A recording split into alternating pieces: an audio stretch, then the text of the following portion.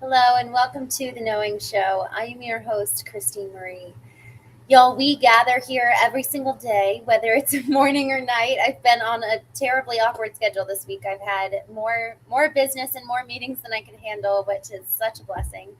So my normal 9 a.m. Eastern, 6 a.m. Pacific time has just been off course. But y'all, we gather here every single day to remind ourselves of what's true, to look in the mirror, to consider areas of our lives that maybe we haven't really faced or squared off with and encountered. And we do this so that we can know the truth. And so that on the other side of knowing the truth, we can have real data driven change in our lives. And it's not just our personal lives, but it impacts our businesses, it impacts our relationships. And so, for all these reasons, we take time every single day. And it's a reminder for me, even as I'm sharing this. It's going to be a full year of going live every single day come June 23rd, which is, I guess, yeah, Tuesday next week. So we're coming up on the year mark, and I appreciate even just reminding myself of, why do we do this? Why do we go live every single day? Why do we sit and talk with each other in the chat? Why do we look in the mirror? And it really is wild how much freedom is on the other side of looking and squaring off with the truth, and how much creativity is on the other side of that. Because when we go inward, we start to encounter something authentic and something genuine, versus being a mere replica of those around us, and sounding like everyone else, and acting like everyone else, thinking like everyone else. It truly is a daring thing to be brave enough to be your own person. And so we started out this year, January 1st, by reading a daily lesson in A Course in Miracles. And we've teetered in and out of doing that over the last week, just as I've been incredibly busy. And so I'm excited to kind of bring that back tonight, read our daily lesson. Before I do, Brian, I'm so glad to see you. Wayne, good evening, my friends. It's such a pleasure to be here with you all. Like, it really is meaningful to see the names of folks that I know, and I'm just excited for all that's to come over the next couple of weeks. I have my birthday at the end of July, so I've got a lot cooking in the background, including finishing up my book and launching our community and all that good stuff. But before we get to all of that, I want to just lean into today's lesson and really spend some time with it. I pulled it up earlier before I even wrote down the title for today: What is Your Armor? Because all of us are wearing armor. And this is inspired by the lesson today. So I'm excited to read this with you. Ujwal, good evening. Thanks for joining from India. I'm glad to see you. Let's go ahead and dive into today's lesson. Lesson 170. There is no cruelty in God and none in me. No one attacks without intent to hurt. This can have no exception. When you think that you attack in self-defense, you mean that to be cruel is protection. You are safe because of cruelty. You mean that you believe to hurt another brings you freedom. And you mean that to attack is to exchange the state in which you are for something better, safer, more secure than dangerous invasion and from fear. How thoroughly insane is the idea that to defend from fear is to attack? For how is fear begot and fed with blood, and to make grow it and swell and rage? And thus is fear protected, not escaped. Today we learn a lesson which can save you more delay and needless misery than you can possibly imagine. It is this: you make what you defend against, and by your own defense against it, it is real and inescapable. Wow. Lay down your arms, and only then do you perceive it false. It seems to be the enemy without that you attack. Yet your defense sets up an enemy within, an alien thought at war with you, depriving you of peace, splitting your mind into two camps, which seem wholly irreconcilable. For love now has an enemy, an opposite, and fear, the alien, now needs your defense against the threat of what you really are. If you consider carefully the means by which you fancied self-defense proceeds on its imagined way, you will perceive the premises on which the idea stands. First, it is obvious. First, it is obvious ideas must leave their source. So it is you who make attack and must have conceived of it. Yet you attack outside yourself and separate your mind from him who is attacked. And with perfect faith, the split you made is real. Next are the attributes of love bestowed upon its enemies. For fear becomes your safety and protector of your peace, to which you turn for solace and escape from doubts about your strength, and hope of rest in dreamless quiet. And as love is shorn of what belongs to it and it alone, love is endowed with attributes of fear. For love would ask you lay down all defense as merely foolishness, and your arms indeed would crumble into dust, for such they are. With love as enemy, must cruelty become a god, and gods demand that those who worship them obey their dictates and refuse to question them. Harsh punishment is meted out relentlessly to those who ask if the demands are sensible or even sane. It is their enemies who are unreasonable and insane, while they are always merciful and just. Today we look upon this cruel God dispassionately, and we note that though his lips are smeared with blood, and fire seems to flame from him, he is but made of stone. He can do nothing, and we need not defy his power. He has none. And those who see in him their safety have no guardian, no strength to call upon in danger, and no mighty warrior to fight for them. This moment can be terrible, but you can also be the time of your release from abject but it can also be the time of your release from abject slavery. You make a choice, standing before this idol, seeing him exactly as he is. Will you restore to love what you have sought to wrest from it and lay before this mindless piece of stone? Or will you make another idol to replace it? For the god of cruelty takes many forms. Another can be found. Yet do not think that fear is the escape from fear. Let us remember that what the text has stressed about the obstacles to peace. The final one, the hardest to believe, is nothing. A seeming obstacle with the appearance of a solid block. Impenetrable, fearful, and beyond surmounting is the fear of God himself. Here is the basic premise which enthrones the thought of fear as God. For fear is loved by those who worship it, and love appears to be invested now with cruelty. Where does the totally insane belief in God's vengeance come from? Love has not confused its attributes with those of fear. Yet must the worshippers of fear perceive their own confusion in fear's enemy? Its cruelty is now a part of love. And what becomes more fearful than the heart of love itself? The blood appears to be upon his lips. The fire comes from him. And he is terrible above all else, cruel beyond conception, striking down all who acknowledge him to be their God.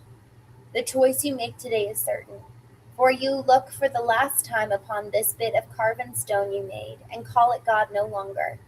You have reached this place before, but you have chosen that this cruel God remain with you in still yet another form.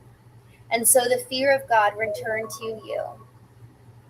with you. This time, you leave it there, and you return to a new world unburdened by its weight, beheld not with its sightless eyes, but in the vision that your choice restored to you.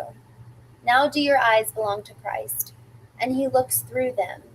Now your voice belongs to God and echoes his, and now your heart remains at peace forever. You have chosen him in place of idols, and your attributes, given by your Creator, are restored to you at last. The call for God is heard and answered. Now has fear made way for love, as God himself replaces cruelty. Father, we are like you. No cruelty abides in us, for there is none in you. Your peace is ours, and we bless the world with what we have received from you alone. We choose again and make our choice for all our brothers, knowing they are one with us. We bring them your salvation as we have received it now, and we give thanks for them, who render us complete. In them we see your holiness, and in them we find our peace. Holy are we, because your holiness has set us free, and we give thanks. Amen.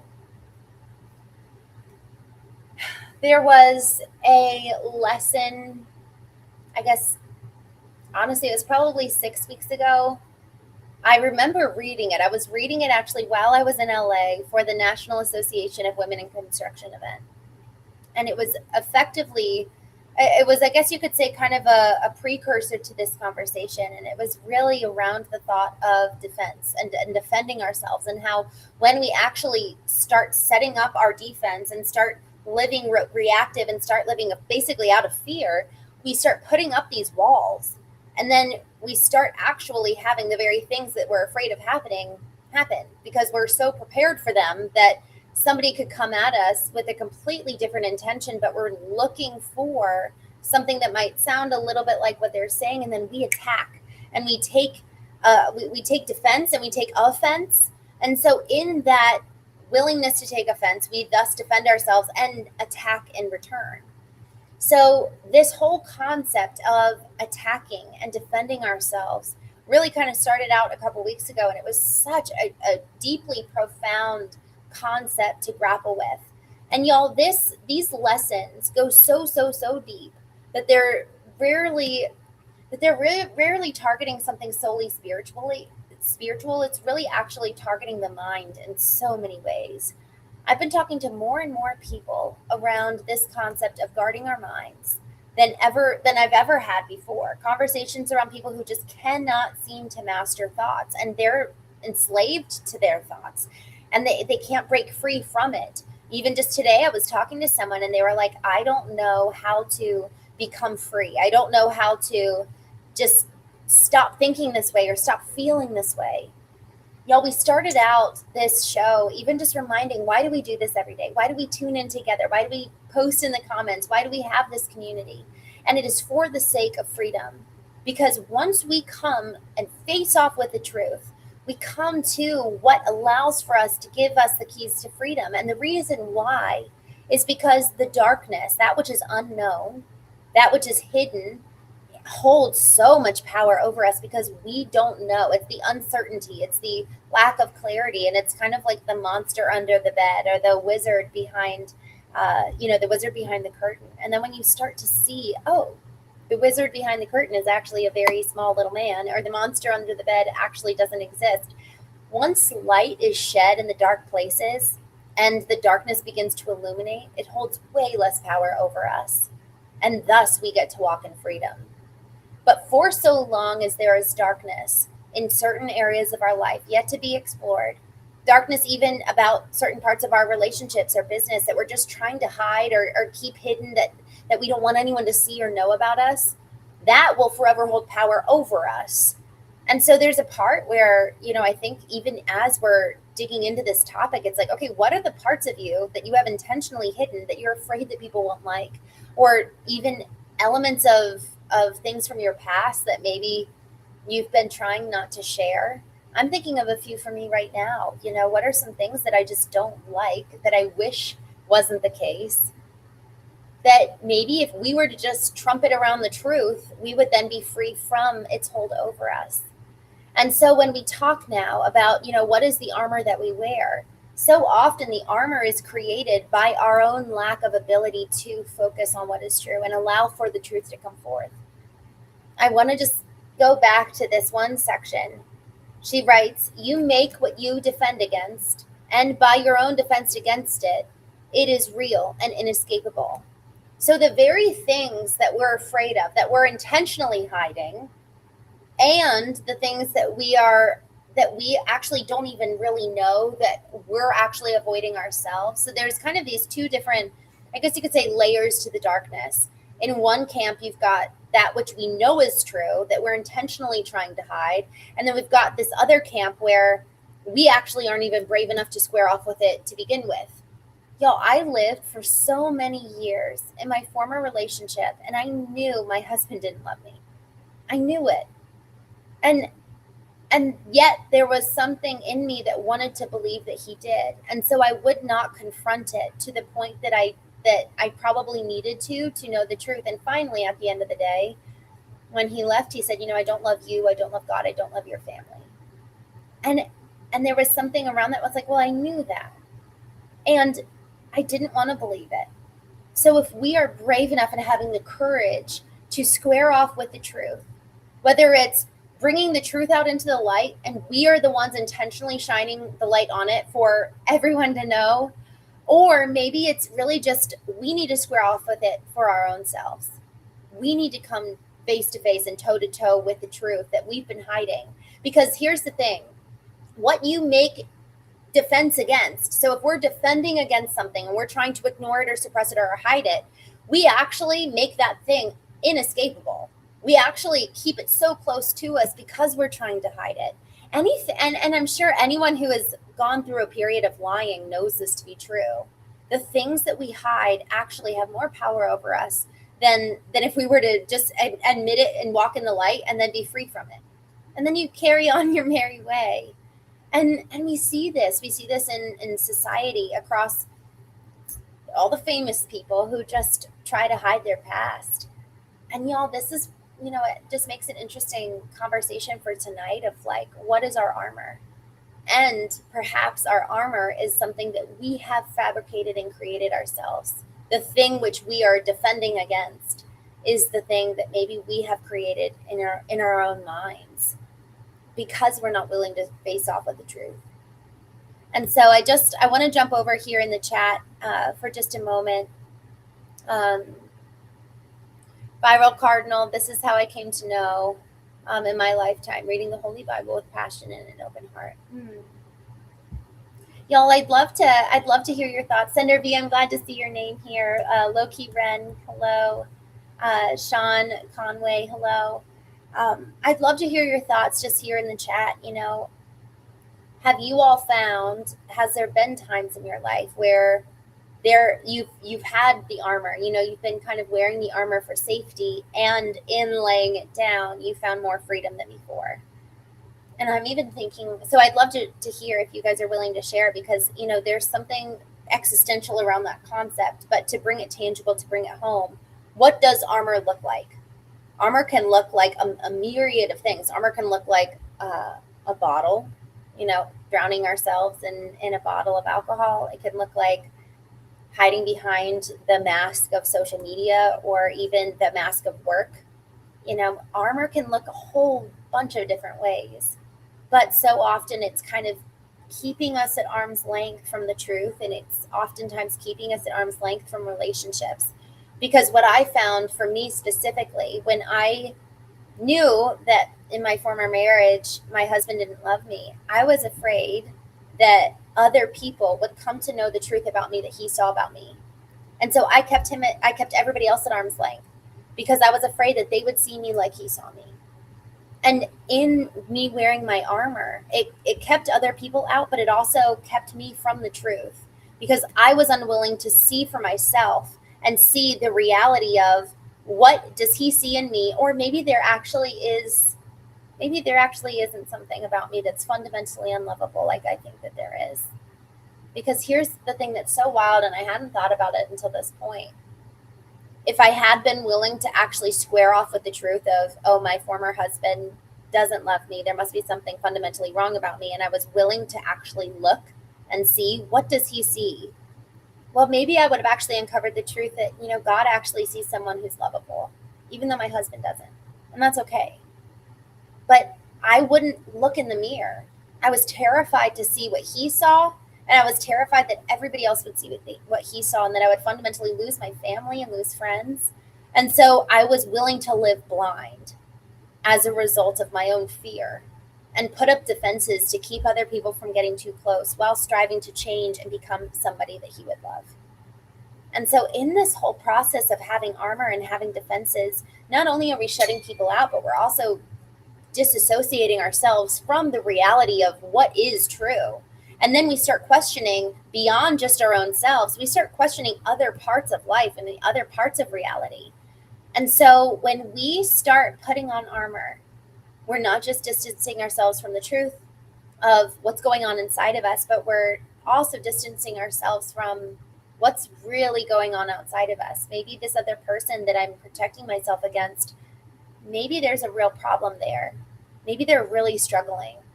Maybe instead of us putting armor against them, us actually allowing ourselves to come close to them will allow for us to see the integrity of what's really going on behind the curtain. Who is that Wizard of Oz? And maybe it's a really just a scared man behind the curtain. Y'all, for so many of us, we're all in that position of that wizard behind the curtain. And so if we're not doing the work to see ourselves and know ourselves, then if somebody comes in and has something to say about ourselves, we're potentially going to really believe what they have to say because we don't know the truth for ourselves. So really it behooves us, and it behooves the honor and integrity of our creator, that we come to know, well, who was I created to be in the first place? And it really is. I love that concept of honor. It honors our creator to go and learn and study the subject of his creation so that we can go live in the fullness of that. To embody the qualities of who he is, that we are made like, to then go and bring that to the corners of the earth that perhaps other people would never get a chance to experience that unique essence of the creator. I believe every single one of us has a unique flavor, a unique aspect, a unique essence of our divine creator who made every single one of us. And I believe every single one of us has a glimmer of that is unique and distinct from each other. But if we don't know that glimmer for ourselves, we're going to completely miss out on the opportunity to be that reflection in the world around us, and potentially even bring healing to someone who needs that unique glimmer, that unique flavor that we bring.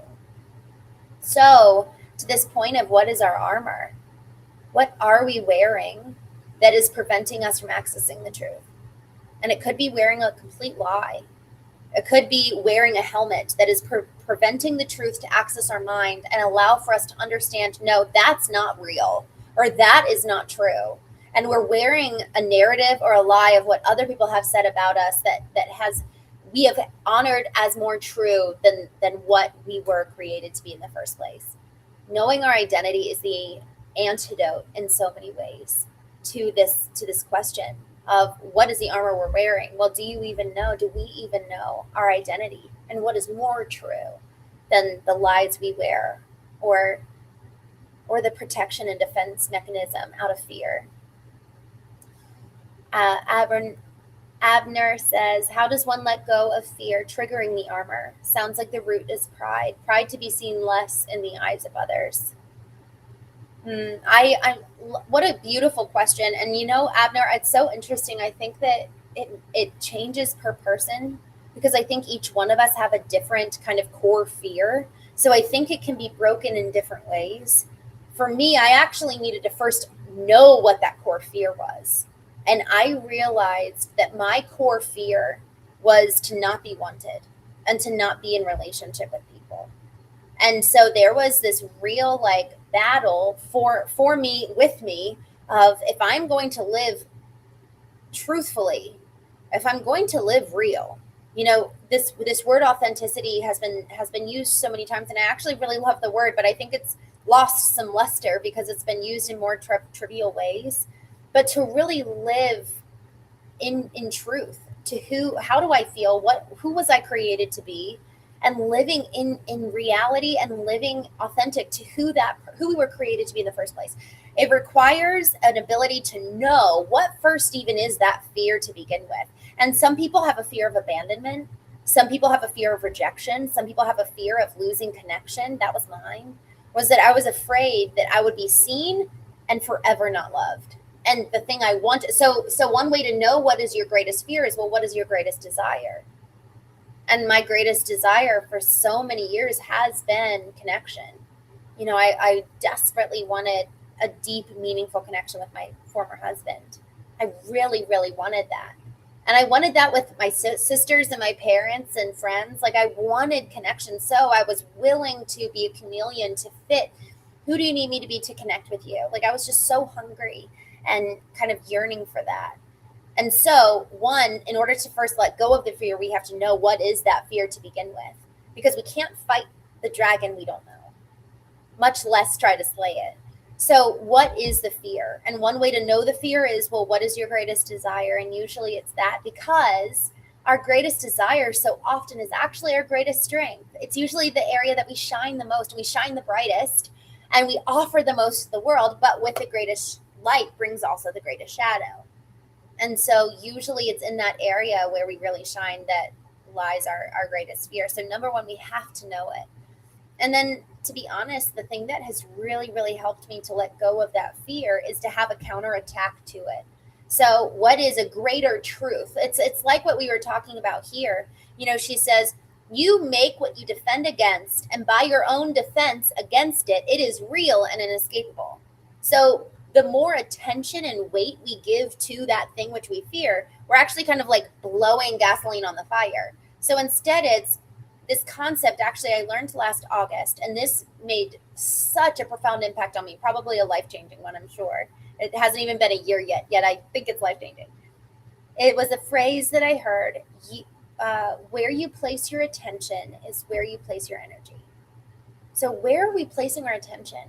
Are we placing our attention on that which we fear, and thus putting more effort, more energy, more attention to this thing that we're afraid will happen, and thus building walls to protect ourselves? But in reality, we're actually kind of making it happen because we're so fixated on it not happening that it ends up happening, because that's where all of ourselves are invested into. So what is the alternative? And so for me, it was like, okay, well, if I fear, if my greatest desire is to have meaningful relationship, and my greatest fear is to not be wanted, all right, well, let me actually, rather than hanging up all over and around this concept of not being wanted, let me actually fixate on, all right, well, if I want meaningful relationships, how do I even do that? And what I realized was that meaningful relationships requires two fully known people. Relationships are two ways. And I had never existed in relationship showing up. I had only ever existed in a way where I was like, what do you want? What do you need? How can I be what you want effectively, rather than I'm going to be able to contribute. I've thought for myself. I have my own presence, my authentic being that I can bring to this conversation, because I was afraid if I did that, what would happen on the other side? Yet by my own deliberate, intentional denying of my own personhood, I could not ever have a meaningful relationship. So I was self-sabotaging. I read a book called Stop Self-Sabotage 3 weeks ago. So incredibly brilliant, by Pat Pearson. Absolutely brilliant book. I highly, highly recommend it. Stop Self-Sabotage. And y'all, I was sabotaging my own self because of my fear by withholding parts of me that I was afraid would make me unlovable. Yet fundamentally, in so doing, I could never have a meaningful relationship. So, okay, so what is the thing that I am most afraid of? What is the thing I desire the most? And then go and study the thing we desire the most. How do we get that? So if you're wanting to not be rejected, what does it take to be somebody who wouldn't be rejected? And I actually really, really mean that. Like, really take time to consider, what does it look like for me? It was, what does it look like to have a healthy connection and a healthy relationship? I had never studied that nor really examined it. And you know what? Most of the relationships around me, I didn't actually want to emulate. So I had this figment in my mind that had never been defined. It had never been outlined. It had never been added. There was no depth there. I just had this striving vision, or this vision for which I strove, that was, and it was like a shadow, like a figment that I was pursuing. And so if we don't know what we want, there is no way we can move from fear towards that desired pursuit. But man, we're crystal clear about what we're afraid of, because we meditate on it, we think about it, we drum up all the scenarios of what might go wrong. Why don't we do that about the good stuff? Why don't we do that about our vision, about our future and our goals and our dream and what we're looking for? Why don't we think about all the things that could go right, dream up all the possible scenarios, and then get creative on how to get there? What a novel idea. I just want to jump back here in the chat. Comic Book Fusion, I'm so glad to see you. Fabian, hello, my friend. Comic Book Fusion just made a comment on my Instagram story from earlier, Facebook story, wherever you were. He said, I was sorry to see your Swifter broke on you earlier today. But okay, so I have been so grateful for just like a day at home today. And I had a Swifter, and like I went through Comic Book Fusion. I wish you could have seen how many. I think I went through probably 10 different Swifties, and it was only a couple hundred square feet. Like, it wasn't even that much that I was cleaning, but I went over it 3 times and it was so gross. I moved in and I just haven't had the time to do Swifters. But to what Comic Foot Fusion is saying is that I posted on my story that my Swifter actually broke because I was pressing it so hard. So I literally kind of was like on my hands and knees with half the Swifter. It was so funny. Oh my gosh. Just scrolling down. Abner says, love yourself to accept yourself and be significant to yourself first. Before you consider accepting and being significant in the life of others is your secret weapon to destroying your armor. I wouldn't have never said it that way, but it's interesting. I think that, like I was saying, I think it's knowing what our fear is, knowing actually what we desire. And then, there's a psychotherapist who talks about effectively, like, become what you want. Become someone that people want to be in relationship with. Change who we are. Work on ourselves first rather than sitting on our laurels and being so drummed up with fear. So I think that you make an interesting point, about, being significant to yourself first. I wouldn't have put it in those terms. I think it's more so pay attention to you, look in the mirror, know the truth. How do you actually show up in relationships? And and this is the really tough question, and it doesn't sound very kind, but hopefully we can all ask it to ourselves with compassion. Why would, for me, if I'm afraid of rejection, why would someone else leave me? If I'm afraid of not being wanted, why would someone else not want me? Like, ask those hard questions, because y'all, until we do, we'll never be able to produce real change because we're ignoring the truth. And maybe we're really, really great individuals, but there's always room to change. So many times it's so easy to point the finger and assign blame and say it's your fault. But man, y'all, what if we really, really believed that we could change no one else but ourselves, but we want a better life? Okay, well then let's freaking change ourselves and get a better life and get better relationships and get better jobs and get better environments. Like, we get to become creators in our lives, but only on the other side of truth. We have to know the truth in order to see real change. Just jumping up back here to the chat. Legendary, hello, it's good to see you. Slots my thing, hello. D-Jog, hello, good to see you. Fried chicken, hello. Shape 46, hello. Fabian, you said that last time. I would love. You have the power to do that, my friend. Go for it. The Gray Tone, you're so sweet. Thank you. I'm so grateful for you. You just made my night. Retro Rocket, hello. It's good to see you.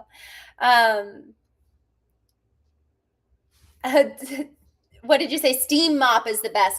Okay, I need to look at that because I think I went through about half of my little Swifty wipes things that I bought. So I need to go look online. That's so funny.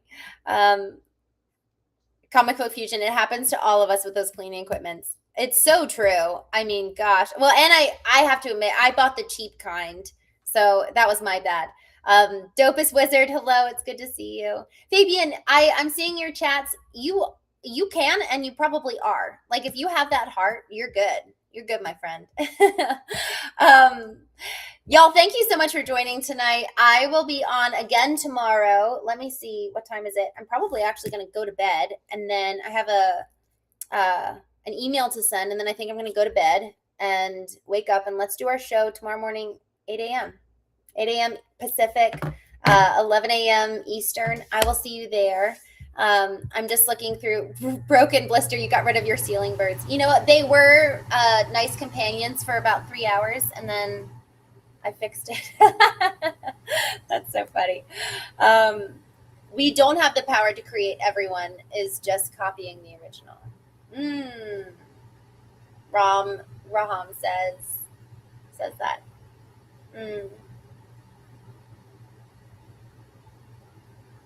I guess then you'll live accordingly, right? We all live according to our beliefs, and that's usually what happens in our lives is the outcome of our beliefs. So Brian, love you. I'm so glad to see you. It made me happy to see your note when I first got on here, so thank you. Barney boy, hello and goodbye. Hopefully I'll see you tomorrow. James, good to see you. Thank you for joining. Come join me tomorrow, 9 a.m. Eastern. Or no, I'm sorry, 11 a.m. Eastern. I will see you all then. Good night, my friends.